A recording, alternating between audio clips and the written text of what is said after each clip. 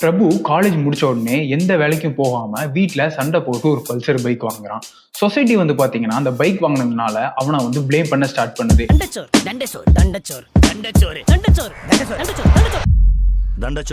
They say buying bike is a liability.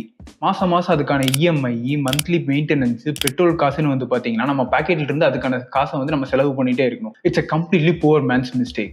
Even rich dad and poor dad புக்ல கூட என்ன சொல்லியிருக்காங்கன்னா, invest in assets not in liabilities. But what if that bike is not just a machine, it's a partner in his side hustle. Prabhu கொஞ்ச நாள்ல வந்து ஒரு கம்பெனில interview attend பண்றான். அவன் என்னதான் இன்டர்வியூல நல்லா பண்ணியிருந்தாலும் அவனுக்கு அந்த வேலை கிடைக்கிறதுக்கான பெரிய ஆடானா இருந்தது அவங்க கிட்ட இருக்க அந்த பைக் தான்.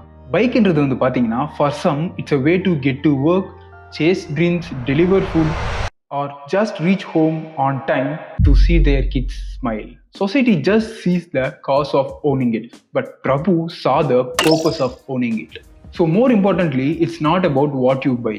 It's only about why you buy it. Maybe பேப்பர்ல வந்து பார்த்தா பைக் வந்து ஒரு பெரிய liability-ஆ இருக்கலாம்.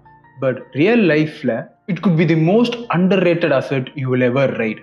பிரபுவுக்கு அந்த பல்சர் இருக்க மாதிரி. The thing is, நம்ம பாக்கெட்ல இருந்து காசு எடுக்கிற எல்லா விஷயத்தையும் நம்ம லைபிலிட்டின்னு சொல்லிட முடியாது. At the end of the day, it's only about what are you going to make out of it.